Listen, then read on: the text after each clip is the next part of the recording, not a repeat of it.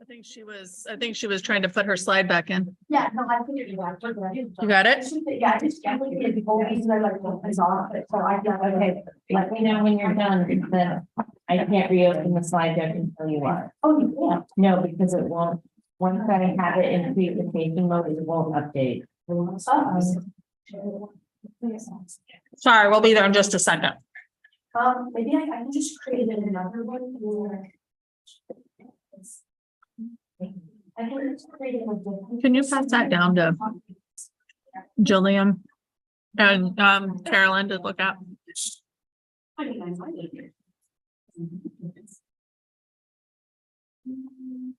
Let's tell me when you need more. Not winning the year. Oh. My screen sharing is not working.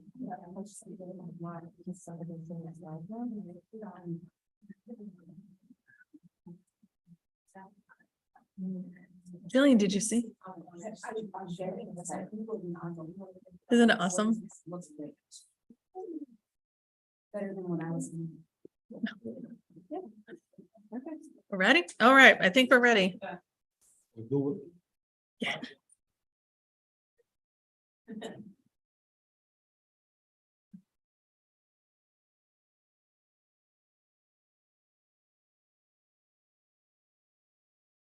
Good evening and welcome to the Thursday, October 5th, 2023 Scarborough Board of Education Business Meeting. Diane, can we call the attendance, please? Sure. Mrs. Gannon? Here. Mr. Kelleher? Here. Miss Leong? Here. Mrs. Lindstrom? Here. Mr. Mayorino? He's been excused. Ms. Tarpinian? Here. Mr. Peony Huff? Here. Ms. Leisure? Here. And Mr. Shumway? He's been excused. I think he's going to join us shortly. Okay. All right. Would everybody please join me for the Pledge of Allegiance? To the flag of the United States of America and to the republic for which it stands, one nation, under God, indivisible, with liberty and justice for all.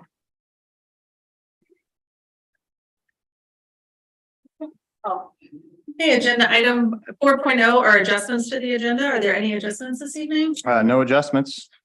Thank you. Agenda item 5.0 is public comment. Is there anybody wishing to make public comment this evening? Yeah, there's a hand raised. I think you have to do it.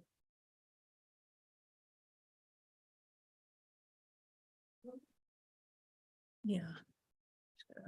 Can you promote her to be able to speak? I don't think I have the ability. All right, Hillary, if you want to go ahead and unmute yourself, Ms. Durgan, you can go ahead and speak. Hi, can you guys hear me? Can you hear me? We cannot hear you.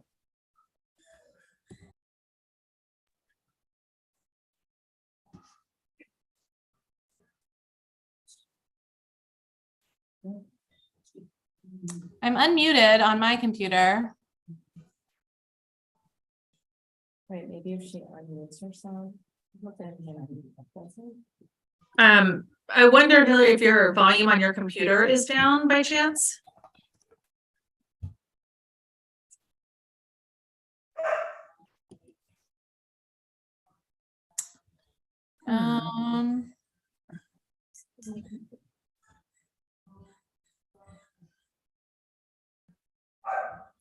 I just turned my moving up. Promoting her to panelist, see if that does it. Sorry, we're just working through technical difficulties.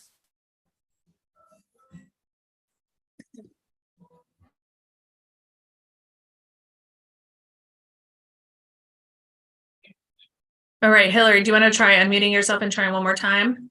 Can you hear me now?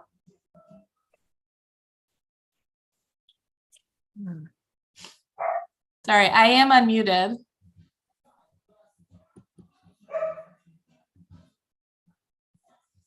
Try to have her log out and come back in.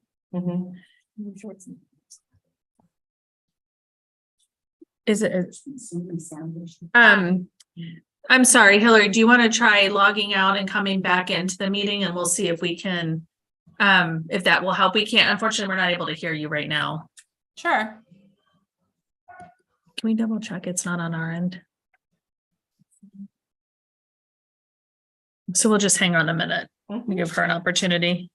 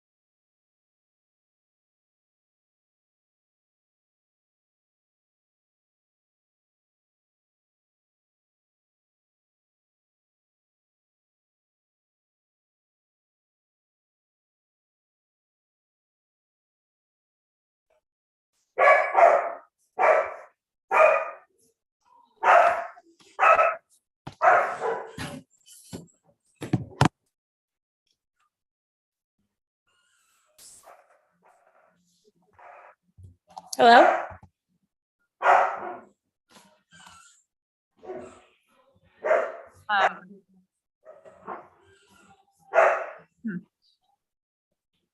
Can you guys hear me?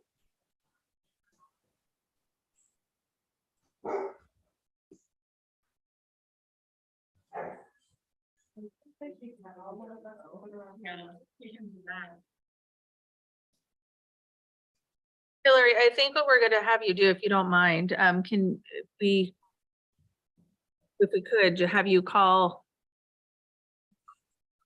if you could call Diane's phone and then we'll have you speak through the phone on speakerphone for everyone to hear. I'm so sorry. We're thinking, oh, hold on.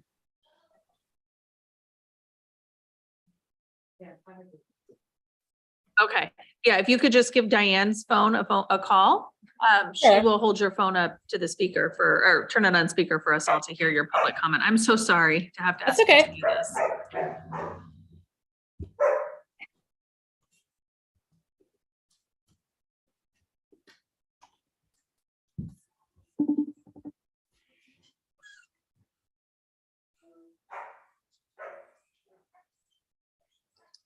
Can you hear us? I can I can hear you. Can you hear me? Yes. Okay. Okay.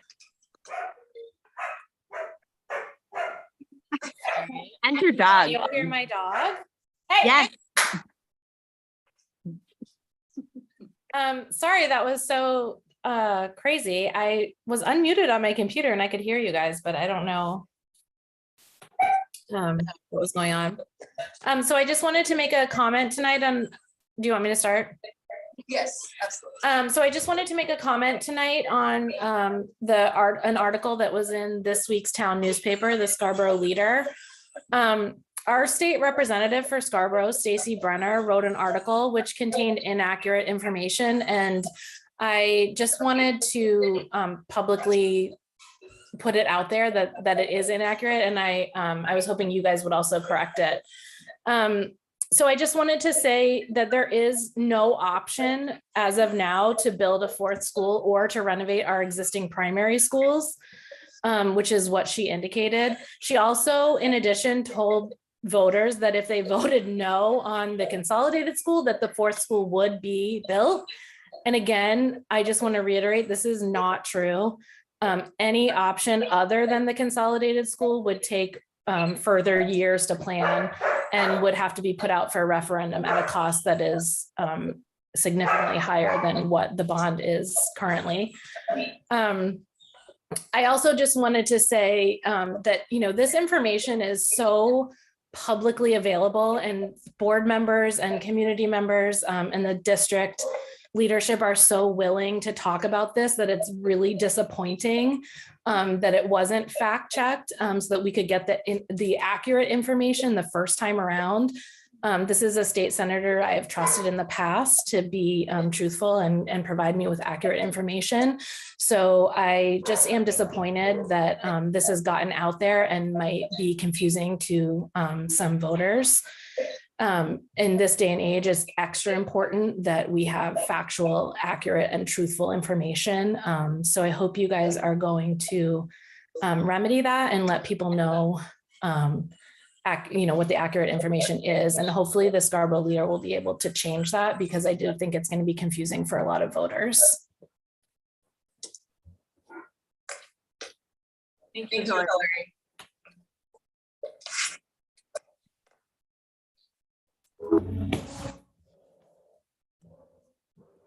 See no one else to make public comment. We will close public comment for the agenda item 6.0 is the superintendent's report. So I'll turn it over to Jeff. All right, I've just got a couple of slides this evening. I know at our last meeting at the workshop, prior to that, we went through and established superintendent's goals. And so I just wanted to review those quickly this evening. So the first slide just outlines and summarizes the three goals for this year. The first goal is really to update and revise our shared vision and comprehensive strategic plan document, which we talked about is conveniently hidden in an obscure page on the website and a little challenging to find. So as we revise and update this document, also putting it on a place on the homepage where it's easily accessible, and also treating it like a living and breathing document as we strategically plan for Scarborough now and into the future. So that goal number one is really about updating and communicating and continuing to plan strategically for our vision for Scarborough schools. The second goal is really around what we're doing with kids K-12, and it embeds our work in DEI, social emotional learning, which is really a professional development focus for our entire faculty K-12 this year. And then also MTSS, multi-tiered system of supports, and individualized differentiated support for students in all content areas and across grade levels. And then as well as, we're now in a position where we can use MEA results, our state assessments, through assessments, also formative assessments locally, so that we can benchmark academic progress for our kids. So that goal number two is really built around the academic development and well-being of our students, as we also try and create that culture of belonging and inclusion. And then the third goal is really around aligning our needs, facility needs, and the K-8 strategic project, and building needs with other town departments and needs and growth for the town. And that is really focused on collaborating with town leadership as well as the board and town council. So those are really the three goal areas. I also put a link there for folks. Each of those goals we've started to, and the board really, through the workshop, is fleshing out each of those goals in terms of, what does that mean? What are the action steps as we go through the year? So that's really the superintendent's goals. And then the second slide is just outlining a couple of key bullets, and more than a couple, on what we're going to be doing during our professional day for staff tomorrow. So again, there's some similar themes as to, what are the district-wide goals, my goals as superintendent, as well as our leadership team. So we're focusing on social emotional learning curriculum work, some safety and security tabletop exercises, teacher and staff professional growth goal setting. Actually, Diane and I are going to be doing an updated presentation really and Q&A session multiple times at different phase levels for staff on the K-8 strategic project and where we are between, which is timely given how close we're getting to the November referendum vote. And then also there's collaborative team time as well as teacher design time by phase level for that day as well. And that's the superintendent's report. Perfect. Thank you, Jeff. Are there any questions for Jeff? All right. Agenda item 7.0 is the chair's report. Before we go into the slides, can we just come off the slide deck momentarily? Mhm.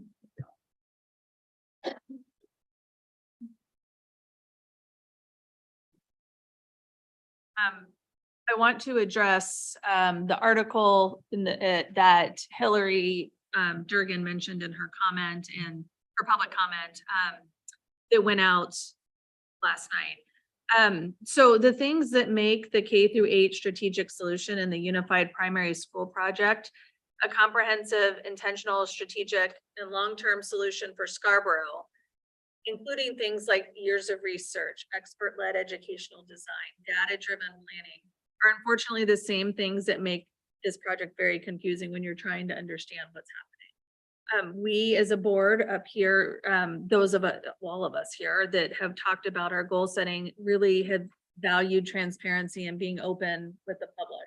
And so what that means is that there is a lot of information and sometimes it's hard to review it all and know where to start. So what that means is that sometimes we have a lot of well-intentioned misinformation that goes out about the project. So tonight, I just want to provide a public statement in regard to one area of confusion and directly address what our community is voting on in November and what happens if that school is not voted on, not voted forward. So if we start at the beginning, what are you voting on? You're voting to approve a $160 million 30-year bond to fund a holistic strategic solution for our K-8 schools. It is designed to solve facility inadequacies and inefficiencies by reorganizing grade levels, renovating the middle school to better serve the student needs, and building a new unified primary school that addresses educational equity, operational efficiency, population growth, flexibility, safety, security, in 21st century learning and teaching methods. We have already exceeded the capacity of our existing schools. Our infrastructure does not support our students' basic educational needs. We need a sustainable solution to house our current and growing population, and we need it right now. In 2027, our K-2 schools will completely run out of capacity, and we will not have room for all of the enrolling students. Voters are not deciding between funding a unified school or funding a 4-school setup. They are voting to invest in a unified school and district-wide strategic plan, or trigger the need for a temporary emergency Band-Aid until a permanent solution can be found. So that leads me to the next question. What happens if this project isn't approved by voters in November? If this project does not pass in November of this year, 2023, the town will need to use millions of taxpayer dollars to proceed with an emergency temporary solution to accommodate our growing enrollment. Instead of investing in a long-term solution, those costs will be devoted to triage short-term fixes. And a permanent long-term solution will still be needed. This equates to time and money to design and construct a temporary solution, and then time and money to design and construct a permanent solution. Based on the current rate of inflation, every year that we delay, construction costs are estimated to increase by 8%. When we do move forward with the permanent solution. This is approximately $10 million per year, plus the cost required for the short-term fixes. No matter how you decide to vote, it is important to have factual information at your fingertips and to understand the impact in both the short and the long term of a yes and a no vote. I'm hoping that this public comment clears up any confusion around the article or questions about what we are voting on. But if not, everyone sitting up here, I feel confident speaking for everyone. We are happy to address any additional questions. We want every voter to be confident that they understand all the details around the project and what it means.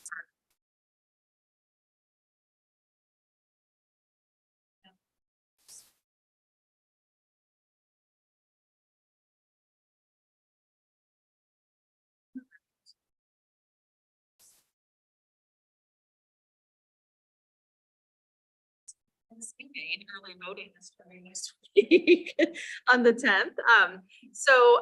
As we've discussed several times over the past 8 months and how, as I just mentioned, we have a very urgent need to build a new K-3 school and complete the renovations at the middle school to accommodate the students that are coming to Scarborough.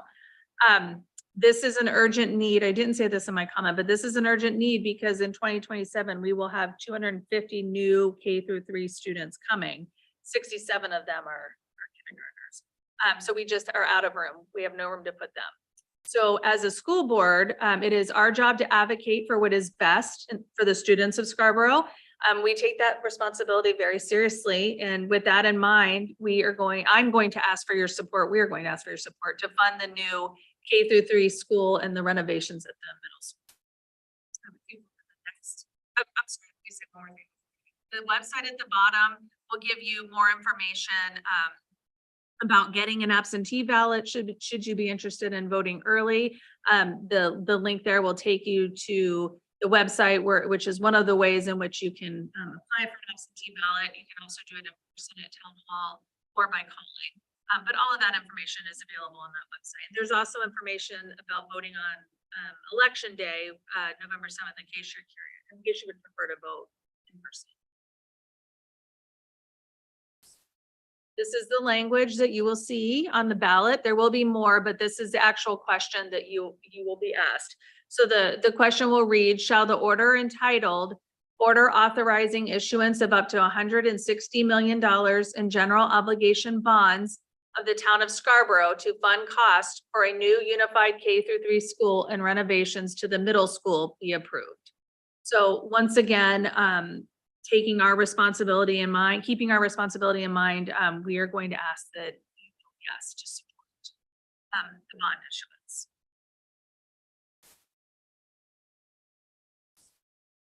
And then for the board, one last reminder, if you are interested in attending the MSMA annual fall conference, please make sure you reach out to Cheryl so that she can register you. The dates are October 26th and 27th. That's a Thursday and Friday. It is in Augusta. The agenda for the days are online. You're able to go and kind of get a taste, but it's a great opportunity for you to really like dig into your board goal. Not only what we do, but also what other districts are doing. So it's really great. With that, are there any questions for me or any comments? Could you also address the information that was printed about the extra classrooms that we have available, which, you know, is not accurate? Yeah, so the extra classrooms, and I'm going to look to Diana and this too.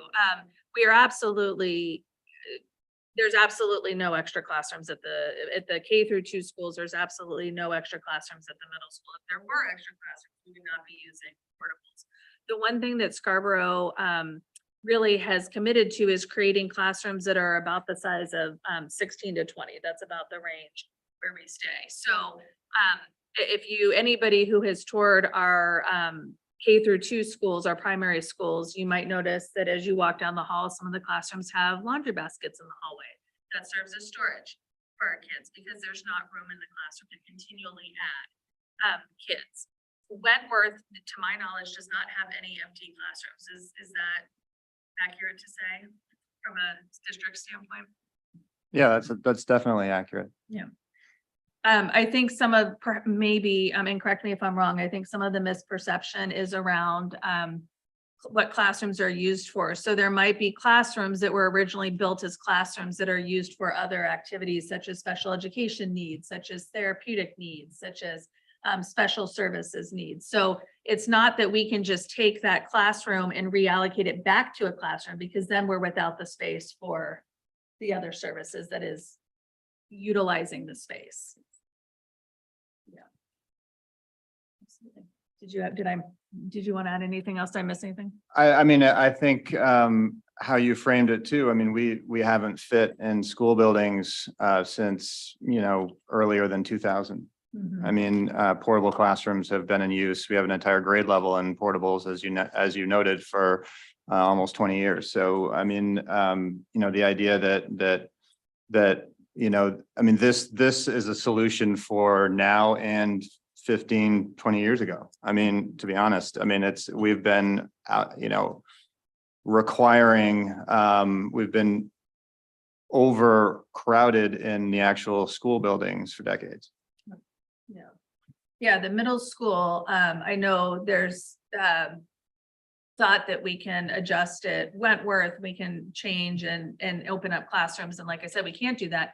But the middle school was undersized the day it was open, right? So portables came online there literally the very next year. So that, to Jeff's point, all of our schools, K-3 or K2 and our middle school have been grossly undersized. Wentworth was built more in mind, like how we're approaching this school, where there was room added. But that room is now used for, like I said, special services, other things that the district needs. So unfortunately, we do not have empty space.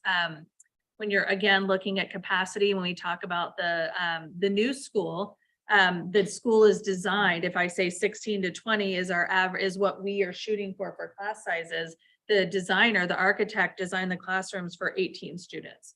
So what that actually gives us is an extra layer of capacity should we need it in the future. So if we needed to load the classrooms up to 20 kids, we could do so because that falls within our guidelines and our parameters, and there's capacity for it at the new school.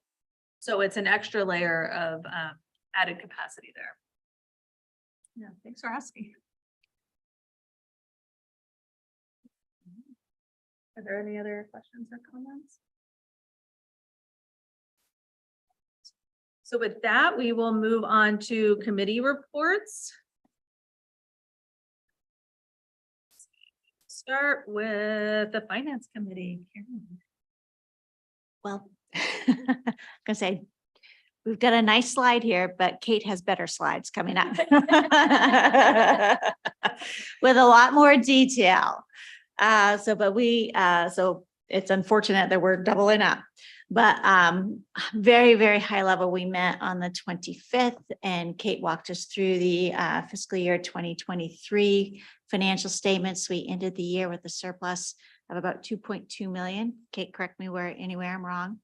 We had savings from debt service savings. We had that was about $500,000. We had about 900,000 savings in salaries and benefits, and another almost $200,000 in savings in electricity from a new contracted rate that we were able to enter into. Our available fund balance before we do any movements and adjustments, which we're going to be voting on a little bit later, is just shy of $3 million. In the committee, we agreed to set aside about 800,000, which we will also vote on shortly, of the available fund balance moved to capital reserve, and that's going to fund future buses. I wanted to find, but I didn't take the time. That's why you wore your yellow. Thank you. So the audit of the school is going to start on the 16th. So very shortly, it'll wrap up pretty quickly by the 20th. And Kate's presenting financials. So our next meeting is on the 23rd of October at 4 o'clock. We'd be delighted for anybody to join us who wants to. Any questions? Or anything to add? Did I miss anything, Freyla? Jenna?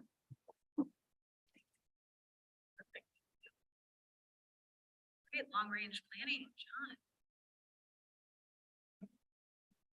Yeah, we met on the 13th when Todd discussed the capital improvements, preventative maintenance, and deep cleaning done at each school over the summer. Eight Corners got a new roof, updated chimney for new boilers, which are backlogged, and we don't know when we'll get them, but we'll be ready when we do. They replaced HVAC controls. Pleasant Hill and Blue Point only had preventative maintenance and deep cleaning done, except for one thing at Pleasant Hill, which I'll get to on the next slide. The middle school had 12 of 24 heat pumps replaced. The gym roof was replaced due to leaks. Replaced flooring in the entrance, lobby, and stairs. New tables and chairs in the lunchroom were brought in, painted exterior doors, library, classrooms, and halls. Oh, I guess I should change my slide too, since I'm reading from it. At the high school, they did painting. There were new tables and chairs in the library, and they replaced an AC unit from 1988.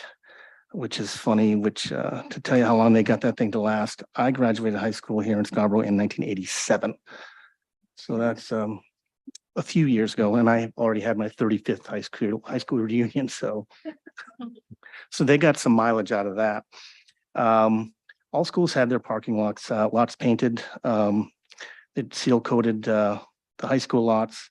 A quiet room was built at the Pleasant Hill for behavioral challenge students. That is the one new thing that they did over there.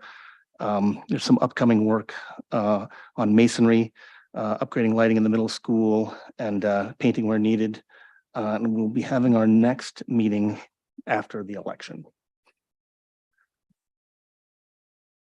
Are there any questions for John? Do you know, I have a question. Do you know, at Eight Corners, the new roof and the upgraded chimney, did you talk about costs? I'm just curious No, what we're we- spending on our buildings. Yeah, we didn't, we just talked about what was done. We didn't, but I imagine these things probably were in, because they budget for them, so Yeah. he would be able to give you that information, I bet.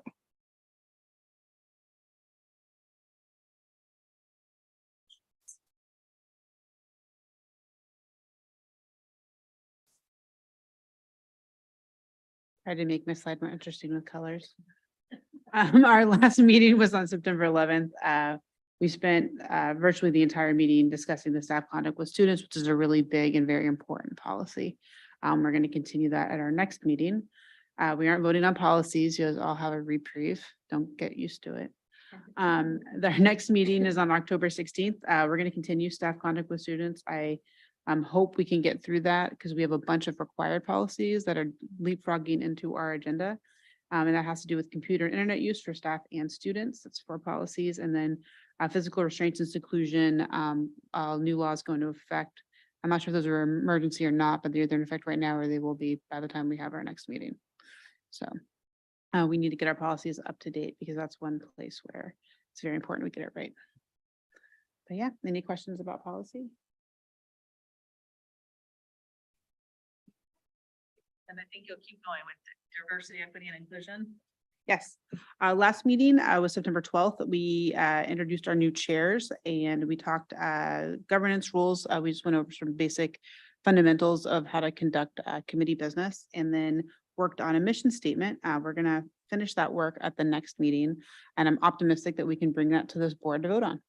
We also are going to be bringing some new members forward for the board to vote on. You have a community member, and the student chairs will be elected. So I'll be able to tell you who that will be too shortly. I think they voted on it maybe today. So yeah, so we should have that information. Are there any questions? I have, Brian cannot be with us this evening. I do have his curriculum update. He said that there's not a huge update because their meeting is next Wednesday at 6 o'clock. So he'll have a more robust update at the next meeting. And then liaison reports before we move over to Grace. His liaison report for the DEMT liaison role is that their first meeting is November 1st. If you have any information you want to share with him or questions you want to ask, they will be meeting November 1st, and they did schedule their meetings out for the entirety of the school year. Are there any other liaison reports? For the ad hoc community center advisory committee. So they had, the first meeting, basically, they just went over the what, the where, and the how much, or how we're going to get to that. So we want to know what the program's going to be, where we're going to have it, and how much, we're trying to figure out how much it's going to cost. So they've had some tasks, 4 tasks that we're going to use to try to figure all that information out, doing research, analysis and programming, review previous reports, look at current regional program availability, understand operational impacts of program elements, all sorts of stuff. Then we're gonna, the second phase is gonna be getting community input on programming in the site, then going into conceptual layout and design studies, and then finally coming up with a final report, cost estimate, and economic forecasting. They figure that each of the phases will take, between 1.5 to 2 months, give or take. So it could be more, could be less. We also discussed, went through going over past reports and the information, and looking at discussion of the financial challenges and the impact that it'll have on taxpayers. And then we'll be meeting.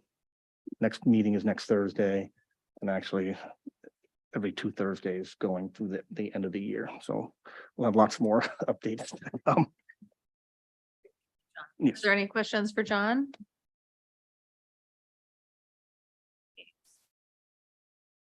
Agenda item 9.0 is the student representative report, so we'll turn it over to Grace. Should I do Colby's too? Yeah, would you mind taking Yeah, care of of course. Colby's for us? Thank you. Okay, so for the high school and the middle school, the girls soccer team, the high school girls soccer team, won their game against Bonnie Eagle, 3-0. And last week, the high school had class elections, and now every seat for class officers has been filled. That's all for that slide. Oh, there should be more pictures. We'll make sure it's updated on the Okay. website. Yeah, all right. There are a couple other pictures, but the primary school started their SEL curriculum Mind Up. They're learning about their brains and how they work, and they're learning to take brain breaks to get themselves ready to learn. Bummerth and the primary schools had their open house on September 27th, which was a huge success. Blue Point had their first community meeting where they discussed what their prize would be for filling up a coin jar. Coins are earned for being safe, kind, and focused. And the first prize was an outdoor concert with Mr. Martell, and everyone sang along and had lots of fun.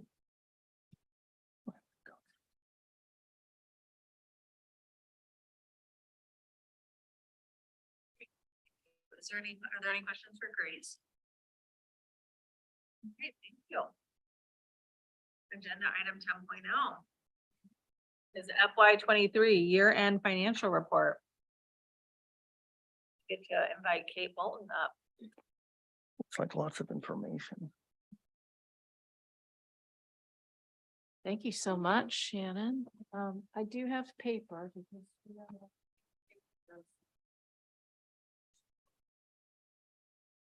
It's just 2. Grab 2 and pass them on. These are also, sorry, get around here. These are also linked into the presentation and they're on the board website. So if you're not quite as paper focused as I am, you can feel free to leave them behind. And I'll take them with me. Put them in my office with all the rest of the paper. There is nothing wrong with paper. Paper is our friend. Diane, can you switch us forward one? Thank you so much. So as I mentioned, we have a couple of supporting documents on online.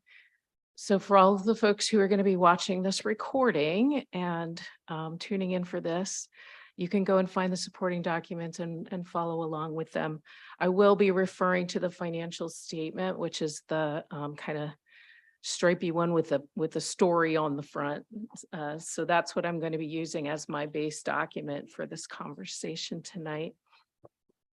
So for those of you who are not in the finance fan club, I want to get real simple and just say that tonight's presentation is an overview of the financial reports for the 2022-23 fiscal year, which we call FY23. This represents the accounting period from July 1, 2022 through June 30, 2023. So this is basically a look back to last school year. For those people who aren't going to watch this riveting presentation, there is a narrative that I put in the front of every financial statement that we do. All of our quarterly reports are also posted online. And the narrative that's printed there with the financial statement is basically the kind of information that I'm giving you verbally tonight. So it should be possible to just read that and get the gist of what we're delivering tonight. You'll see a couple of things on the financial statement. At the top, it says pending audit. And so until the auditors go through all of our materials for a fiscal year and close the books for us, there is a chance that there could be adjustments made. So that's why we put that label on there tonight. We don't really anticipate any major changes, but you never know what might turn up and there might be some adjustments. So we want to make sure that folks know that we're not absolutely done. As Carolyn said in her presentation, we do have the auditors coming in to do field work. The auditors work for the town of Scarborough, but they also do a separate audit for the school department that's focused on some things that Department of Ed wants to see. And they're going to be with us in-house the week of the 16th. They then will go away and ask us to send them things for a few more weeks, maybe a couple of months. But I don't know if you remember last year, we waited for the audit for such a long time because of the disruption in personnel in the town finance office. There was no audit completed until June. This year, we're anticipating that the audit will go on a more normal schedule. We had a meeting with them today. Everything's looking good, and an online meeting. So they are expected to issue the FY23 audit by the end of December or before. So that's good. That's good news. Next slide, please. Thank you. So let's just dive right into the financial statement. We're talking now about the top of page 4. The first 3 pages are the storytelling. The actual financial statement chart begins at the top of page 4. And as we've seen in the past few years, FY23 ended with a significant surplus in the general fund. The general fund is the K-12 operating budget that the voters vote on, and it's the majority of what we're doing financially. As Carolyn pointed out, our expenditures came in under budget by 2.175 million, which represents about 3.8% of the FY23 budget. So it's a big number. It would be a lot larger percentage of my household budget, but it is really kind of a small percentage of the overall school operating budget. So understandably, this first slide talks about personnel costs, with personnel costs representing 80% of our budget, which is pretty typical year over year. Most surplus was generated in these areas of impact in wages and benefits, as Carolyn pointed out. So these are some of the big numbers. With the continuing tight labor market, we had multiple positions across the district that went unfilled for at least some part of the year. And as you see here, the most significant ones were in special services, ed techs, particularly custodians, bus drivers. And then this business office position is a little bit of an anomaly. We had our HR specialist position. We had our employee leave halfway through the year. And partway through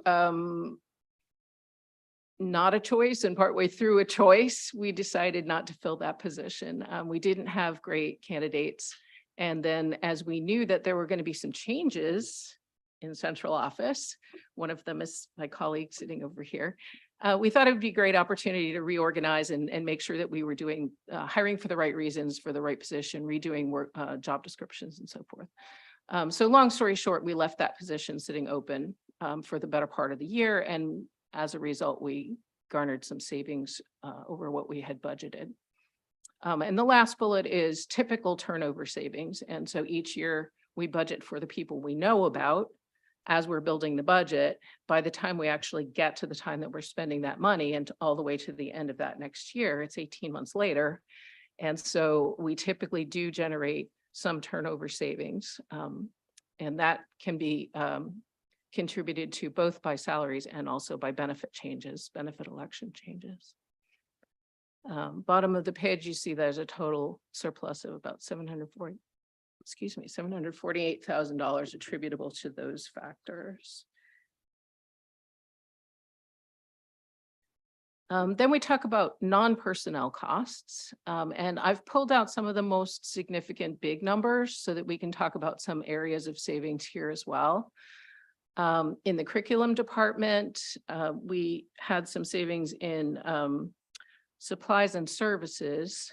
And the reason behind that was to do with deciding on different subscriptions that we were going to continue, some that we were going to discontinue, some price negotiations, some changes there. And also we were able to use quite a few grant funds. A lot of the ESSER grants that are related to the COVID funding that came from the feds were specifically around some curriculum development, some services, SEL programming. So they fit in really nicely with some of the work that we were already doing. So in some cases, we were able to tap into grant funds. In instructional technology, again, looking at turnover and changes of different kinds of services and subscriptions. Internet services, we were able to shave a bit because we were getting away from providing remote learning options for folks, and we're able to pare that down quite a bit more than we expected. In special services, tuition costs, you'll hear me talk at budget time about how volatile that is. And when I talk about tuition for special services, I'm talking about students who go outside of our district for programs that they can't receive here. And so we're paying tuition to a private school for those students. And that can change significantly in a day, a week. It certainly can change a lot in 18 months. From the time you build your budget, you're building your budget based on what you think is going to be happening with students in the coming year. And that students' needs may change, students may come, they may go from the district. So we did garner a little bit of savings in that area. In athletics and activities, we're showing a little bit of savings as well. Reduced offerings, that little bullet is generic, but what I was trying to point to as I was looking at exactly why we had money left over, we had quite a bit left over at the middle school because there were programs that we couldn't run. It was very difficult to get coaches. It still is difficult to get coaches, and it's particularly difficult at the middle school level for whatever reason. I mean, middle schoolers are my favorite, but I think because it's less high profile and we tend to have lower stipends and so forth. The other place where athletics and activities saved some money is in offsite transportation. Some of that's attributable to the delayed, deferred schedule on the track and turf because we had anticipated doing the entire turf replacement plus track repair at the same time. And as it ended up happening in FY23, we split the two.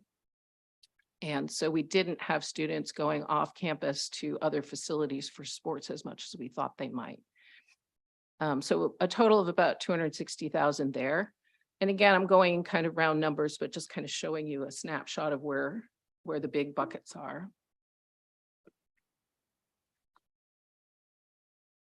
So the single largest factor in this year's surplus was debt service. You can see a nice round number of $500,000 there.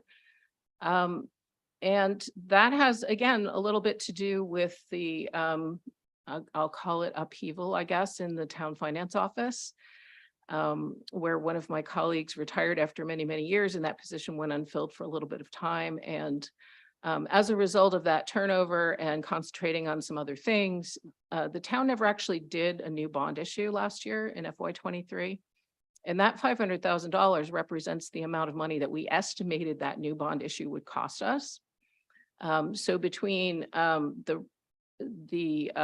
actual costs of prior debt that had been issued, which we knew about, and then not having any new debt issued with any payments due in FY '23, we retained basically exactly $500,000, which is, you know, that's a quarter of the surplus that we're talking about today.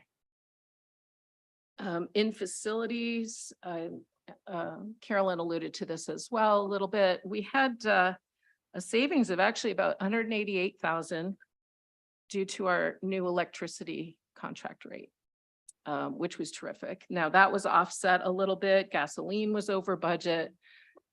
Surprise, I'm sure nobody's noticed that.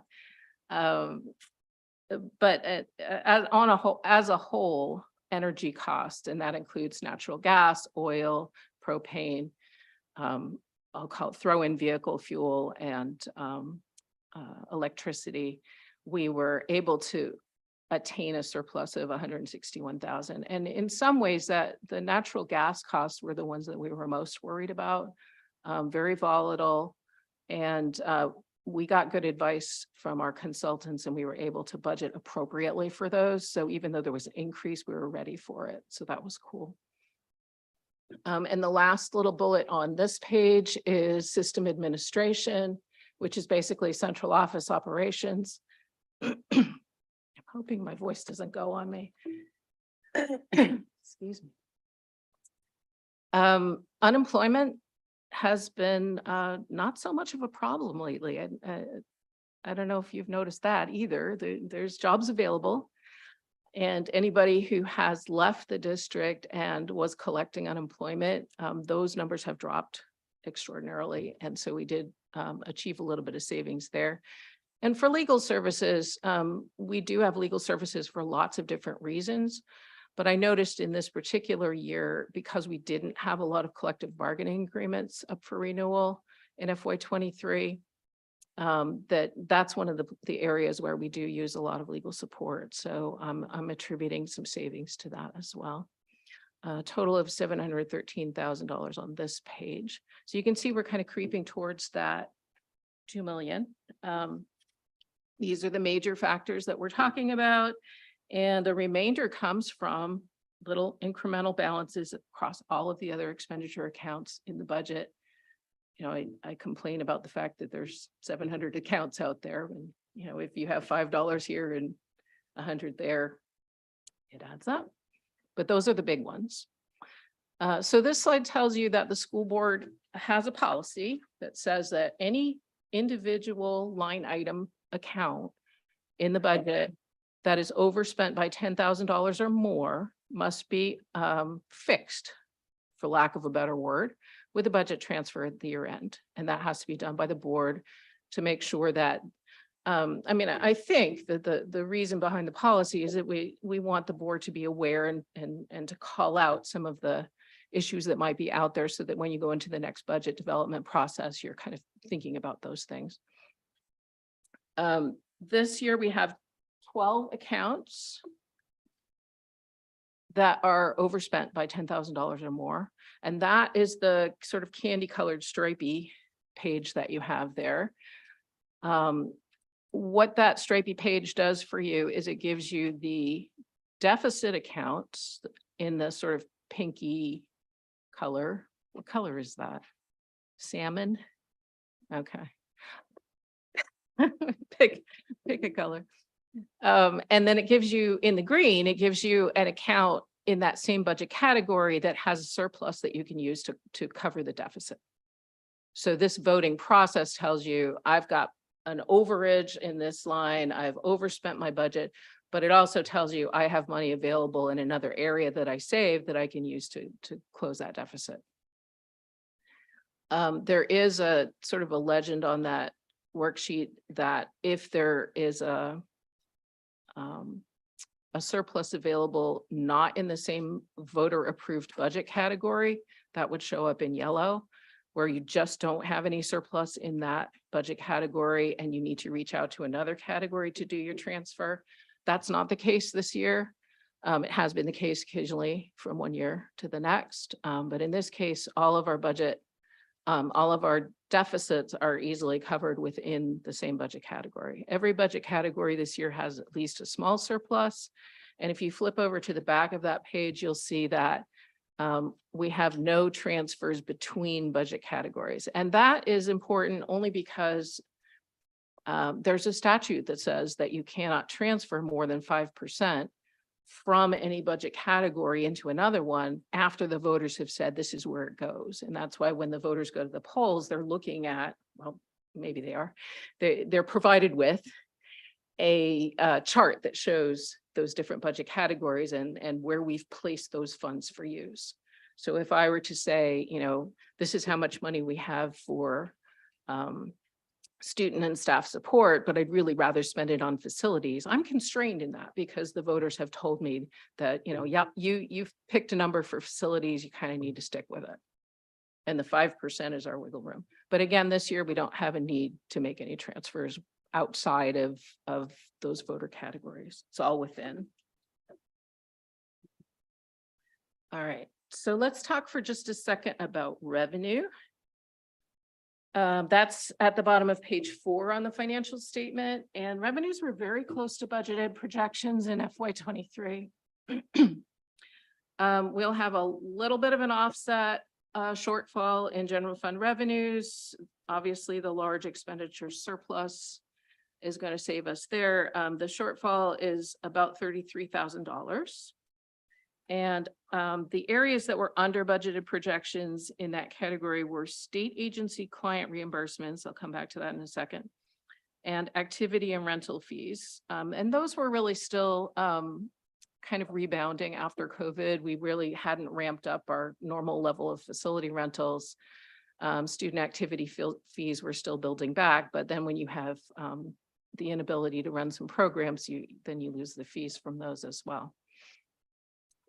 Quick note on state agency clients. A state agency client is a student who is what in the ancient times we used to call a ward of the state, supported by state funds. And so if you have a student like that in your district, you can actually ask the state to give you money for the services that you provide to that child.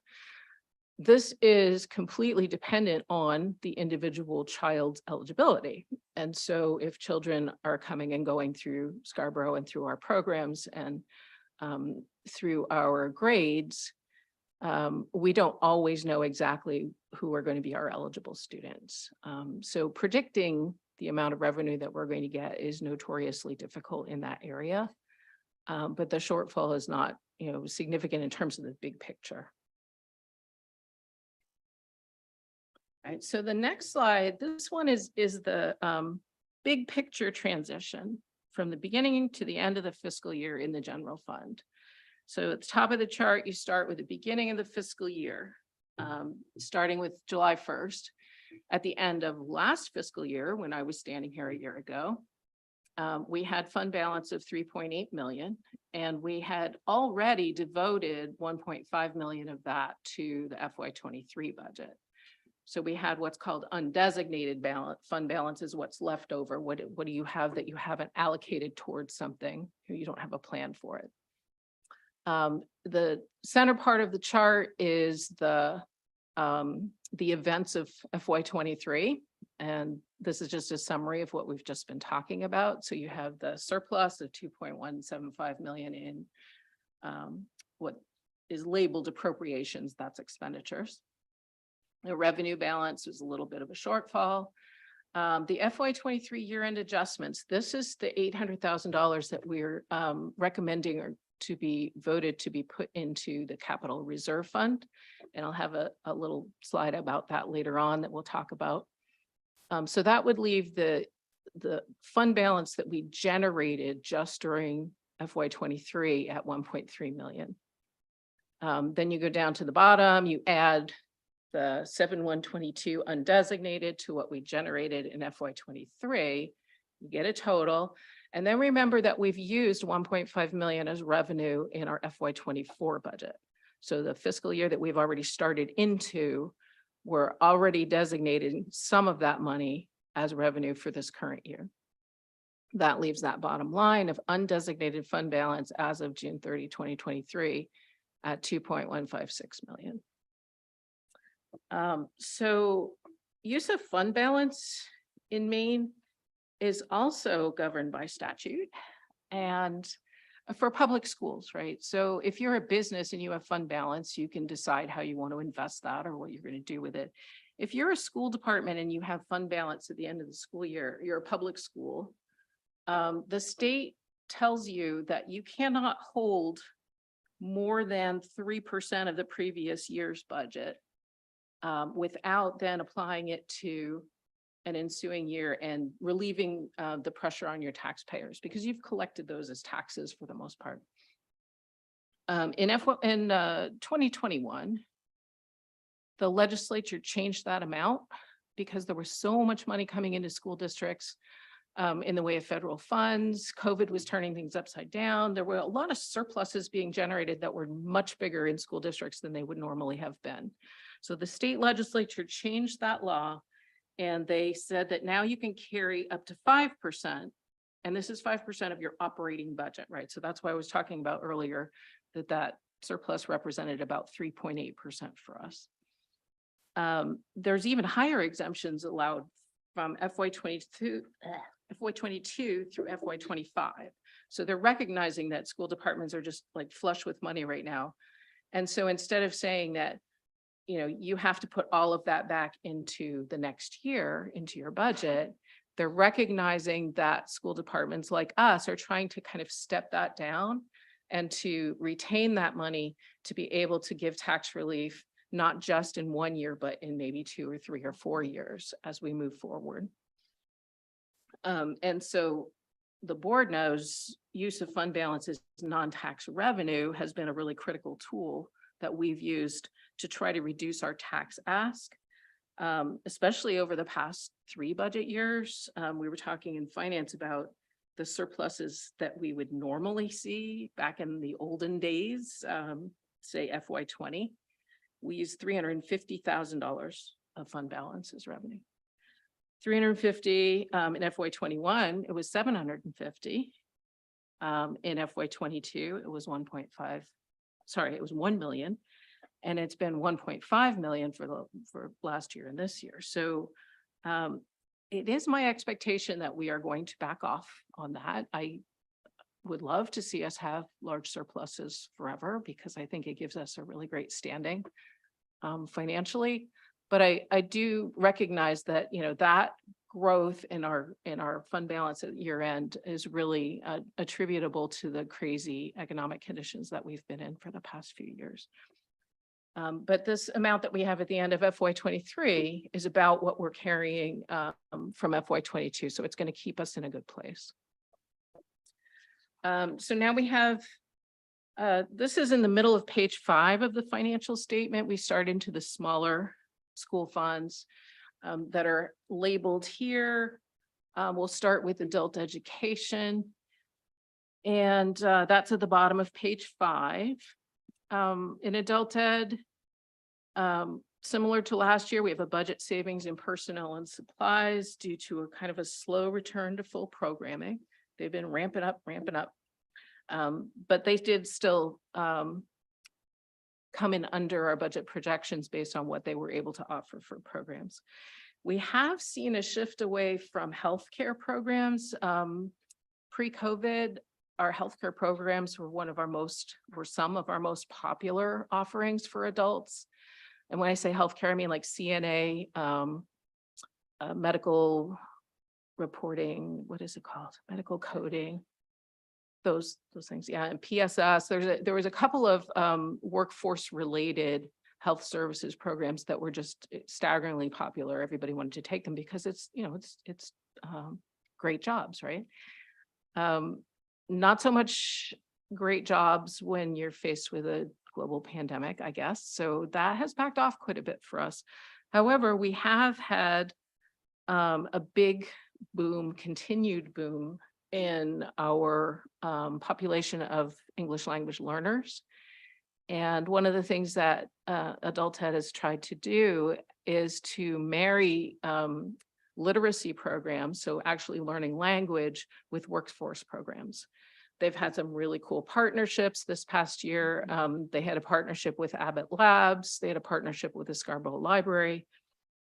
The Adult Ed director is continually pursuing federal and local grants to support that kind of work because there's a lot out there.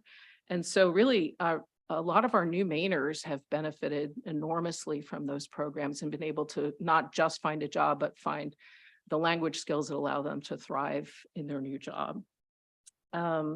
So the year-end fund balance in Adult Ed is something that we keep an eye on, because just like we do with the general fund, even though it's not 1.5 million, we do use a little bit each year as non-tax revenue, so that we're not asking for that much tax support.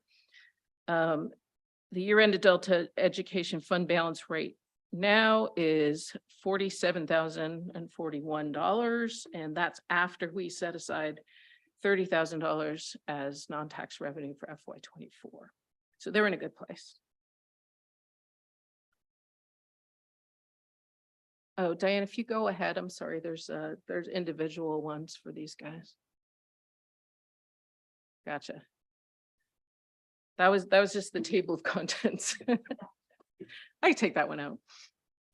At the top of page 6 on the financial statement, you're going to find school nutrition. And boy, are they surfing hard. They are navigating the waves of change, rolling in from the state and the feds over the past few years. So in FY22, you may remember that we started to deliver universal free meals, all students regardless of income eligibility. And the numbers of breakfasts and lunches that we serve just started to multiply. In FY23, the federal government reverted back to their prior funding levels. And so we lost that revenue that we were getting in FY22. However, the state passed legislation and funding support to keep free meals for all students. And so what's interesting when you look at the financial statements, if you look at the revenues, you can see that we have a huge shortfall in federal, what we thought we were getting from the feds, but it's all made up with what we were getting from the state for the most part. The other thing that we were a little surprised by was the revenue for food sales, because food sale revenue had basically plummeted when we started giving free meals, and we weren't able to offer some of the a la carte options that we did for kids during COVID because it wasn't safe in terms of, salad bar, lunch, sandwich bar, some of the things that would require a little bit less packaging and a little bit more hands-on. All of those things came back at the high school and middle school in FY23. And so you see we got a little bit more revenue than we predicted in that area as well. So again, in FY23, the program ends with a small surplus, almost 59,000. And that's added to the really gigantic amount that was generated in FY22. So those folks have a really cushy fund balance. And if you've been in my fan club for a long time, every year I've given a speech about how important it is for us to have a robust and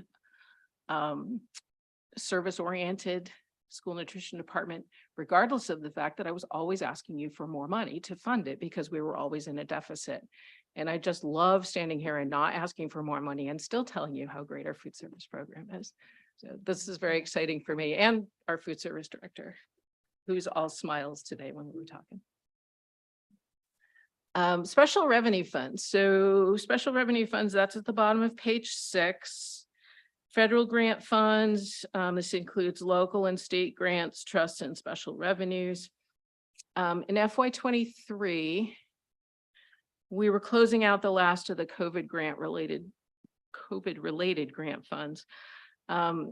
We have in past years shared a lot more information about what was paid for with those grants, and I didn't really include that here because there's so much documentation out on our website If you look at the board's budget page on the district website, there's a ton of information, particularly on ESSER 3, which is the big one that we had left. We used up the balance of ESSER 2 for supplemental teaching staff at Wentworth and Middle School. And then we switched over to the last grant, which is ESSER 3. And there's a big description of all the different things that we were able to do with that grant. All of these grants are done as of September 30th. So you will not be listening to me talk about this much longer. I can't say I'm really sorry. I love the money, but the work is hard. Diana, we'll have you put that back for just one sec. The one place where we do not have all of our reimbursements in, I've said this before, I think that federal grants are given to you on a reimbursement basis. So you have to spend the money and then you put in your invoice to the state. The state is the agent for those funds, and the state sends you the reimbursement. If you look at the financial statement, the one where we're really out of whack expenditures to revenues is ESSER 3, ARP ESSER. And that invoicing process has been, I think a kind word is painful, very slow. The state has not been super effective in how they've been managing that particular grant, in my opinion. So we don't have all of our money yet. But we have the process, we have the approval, we know the funds are, allocated to us for the reason that we've spent them. And so I have great confidence that I'm going to get all that money in the next few weeks.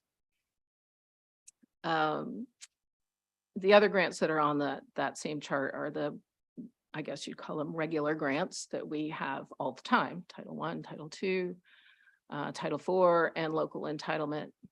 And under the smaller local grants and the special funds, I guess there's a couple things I would point out there. One is that after spending down pretty much the whole balance in the tech maintenance fees fund in FY22, we've started to rebuild that. You'll remember that we designated a small universal fee for all students starting in FY23 of $15. So you can see that account starting to build up again. And ultimately that money can be used to offset the cost of future tech device replacements. So that essentially the families are putting money into a pool to help support the ongoing replacement and repair of those devices. The other one would be similar to last year's School Nutrition Special Programs Fund, shows a little fund deficit at year end.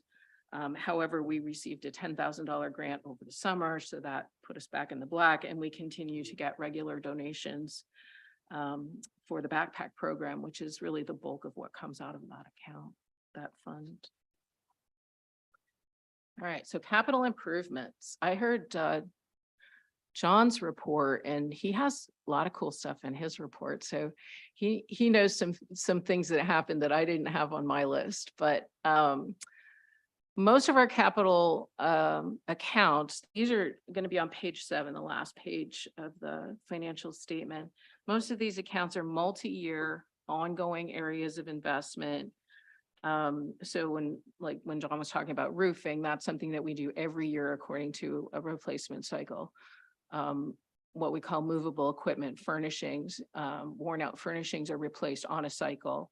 So we're always looking for a chunk of money in each year that's going to the same thing, but to different areas of the district. As John noted, HVAC repairs go on at middle school, and at K2, the question about funding expensive repairs at the K2 schools in our current situation. The one thing that we're working on there in HVAC is the boilers. There's 2 boilers in each school, and they are ancient, and they have been put together with the grace of God and Todd Jepson to keep going. But what we decided to do was to try to replace one at each school, so they could have at least one new functioning boiler, and then the other could be there as the backup. And that's basically where that's going to. We also have couple of big items. Let's see. I didn't put this on the list on the bullets, but we did add a walk-in freezer at Wentworth because we had such a huge increase in food supplies for meal prep because again, the meals are meal numbers are up so high. We bought our usual 3 replacement buses and we had a very interesting innovation in transportation with our new software. That was a cool investment. And I don't know if anybody's ridden a bus yet, but you get to log in with your iPad. It's really super cool. Other things that I was excited about, adding a wheelchair mobility accessible play area to the Wentworth Playground, which you got to check out if you haven't, because there's really cool new play structures there. And a surface that's easy to navigate instead of the wood chips. So that's exciting. We finished the turf replacement portion of the athletics field upgrade, athletics department upgrade. And if anyone has missed this so far tonight, we have the building project. And we did start in FY23 was the first big investment. That's reflected in the long range planning CIP account. If you're looking at the chart, I linked in the link to the website. So one more plug for the building project. From the financial side, that was one of the major investments that we made in FY23, and that was the beginnings of that design and engineering work, the planning work that Harriman's been doing for us. All right, I want Frilla to see this slide because it has a bus on it. I was asked for a bus. Thank you. We got it. We got the bus. So as I mentioned earlier, and so did Carolyn, one of the 2 action items we have for tonight will be to move some of that year-end surplus into our capital reserve fund. This slide has some notes about the origins of the fund and its current status. And you've heard some comments from my colleagues on finance committee as well. This explains that we started with $600,000, but we've really kind of spent it all down. We used some in FY23 and we committed more in FY24 for buses. And so the finance committee felt really strongly that we need to, not just have this be a one-shot deal because we had extra revenue in 1 year. This is something that we really need to sustain so that we can continue to have funds available to support capital expenditures as the years go on. As Shanna mentioned, the track and turf, there was an area there where it was evident that there wasn't effective strategic savings done for a known replacement that would happen because it's long term and it's hard to think that way, right? But this is going to give us this is going to give us a vehicle to continually add and continually sustain that balance and give us a way to avoid asking for tax dollars or bonding and borrowing money and paying interest. It's just a really great tool for us. Right, and I think these are the motions that are going to come up tonight under new business. Pretty sure that's it for me. So any questions? Clear.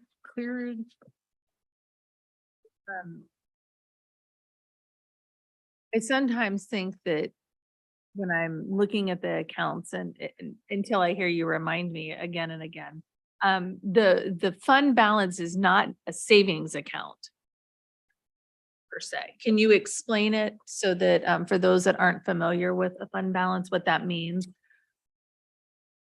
Sure. Yeah. So the fund balance, again, it's really covered under statute. What it represents is the money that was raised for the school's budget. It says we try to budget for as close as possible to what we think our expenditures are going to be, right? So the problem with a school budget is that unlike a business, we can't go over budget. We are required to stay within the spending parameters that are given to us by the town, by the voters of the town of Scarborough. So the town council says you can have this much money. Voters of Scarborough say you can have this much money. And if we have an unexpected need, then that means that that money needs to come from within that amount, right? So generally speaking, we don't budget to the penny. We make sure that we have sufficient funds, and we've had some conversations about this, sufficient funds, for example, to fill all of our positions. And there have been conversations about, well, should we budget on the assumption that we're not going to fill all of our positions? If we do that, then we are able to fill all of our positions. Well, we can't because we don't have the authority to spend that money. So we try to budget for what we need. If we are unable to spend that money, however, it belongs to the taxpayers of Scarborough. It belongs to the school district first, and it belongs to the taxpayer second. So we have to use that money for school operations, school expenditures. And the mechanism by which we do that is we adopt our year-end fund balance, we note it, we know what it is, and then we plan to use it in the ensuing years as non-tax revenue in those following years' budgets. So I think Shannon was saying earlier, you can't raise money just to save it. You have to raise it for a reason. There's no point in me going to the taxpayers of Scarborough and saying, geez, I'd really like an extra $500,000. I have to have a reason that I think I'm going to spend that money. But the fact is that at the end of the year, I'm probably going to have some money left over. And whether it be $350,000 like it was in FY20, or whether it be $1.5 million like it is today, it's still money that's going to go back to the taxpayers in the form of non-tax revenue in ensuing budget years. Now, the Capital Reserve Fund is another kind of mechanism where you can set that money aside for specific purposes. But again, you're relieving pressure on the taxpayers by having that money to use for your buses, for example, instead of going out to the bond market, paying interest, or instead of appropriating tax dollars to make that expense happen. I wandered a bit, but am I getting to what you're thinking? Yeah, because I think sometimes we're asked, why aren't we saving money for things, or why aren't we saving Aren't in we saving up? advance when we Yeah. know we have an expenditure? Why are we bonding? And so I frequently find myself explaining what you just did, that we cannot raise taxes to then save it. Just to put them aside. Right. That's not something that's in our capabilities, but this capital reserve fund does allow us, it's kind of almost in my mind, think of it as like a back end when we know we have revenues, a back end savings and mechanism for us to save for things we know are coming. We know the track and turf comes every 10 years. We know we replace 3 school buses a year. And so this year we were able to buy a school bus from our capital reserve fund without bonding or appropriating tax money. So Exactly. I just think every year it's worth another ask for you to explain. I think it's important to hear. Yeah, yeah. And it's odd because you think about your household budget or your business budget, and it just doesn't work that way. Right.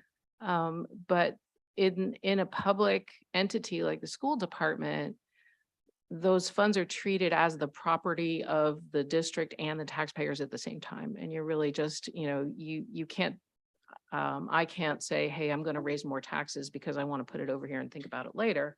But I can save the money that I did generate during the course of the year, that surplus that I did generate, and put it to good use in that way later. Yeah. Thank you. Are there any further questions for Kate? Thank you so much. You're welcome. Thank you for listening late at night to numbers. All right, agenda item 11.0 is new business. 11.1 is a motion. I'm actually going to turn this over to Carolyn. Let her do her thing. Yes, I have a motion to make. Move the approval to authorize budget transfers for accounts overspent by more than $10,000 as presented to the school board by the business office. Thank you. Do we have a motion? So moved.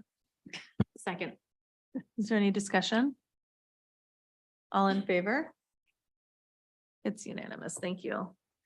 All right, my last one is the move to approve to transfer year-end fund balance to the school capital reserve fund. Funds allocated are $800,000 of general fund surplus created in FY '23 as recommended by the Business Office and the School Board Finance Committee. Thank you, Carolyn. Do I have a motion? So moved. Second. Is there any discussion? All in favor? Oh, do you have a discussion or were you voting? I'm sorry. I apologize. I just want to say I did wear a school bus yellow today for a reason. I'm gonna call this the John Clucci slide and I'm gonna send him a text, a picture of it.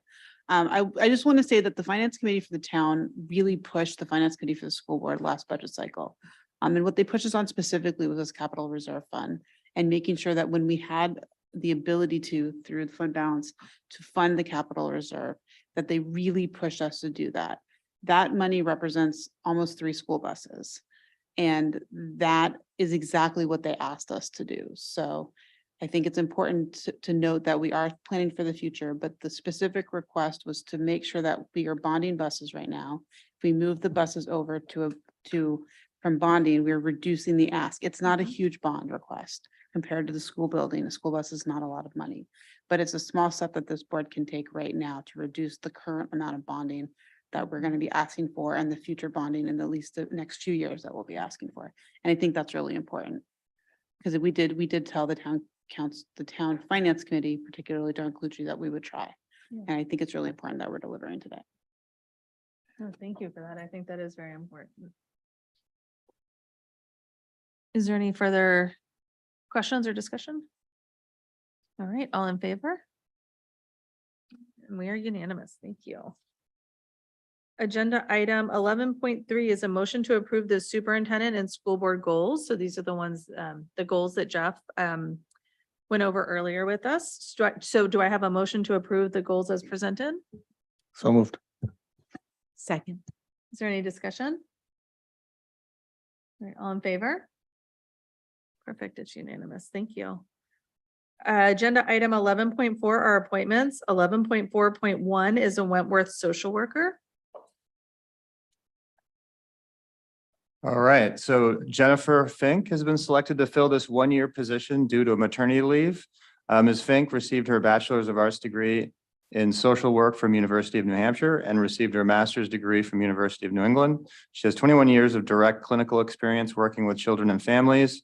It's been in private practice since 2005, and during that time has also worked with K-5 schools in Bonnie Eagle.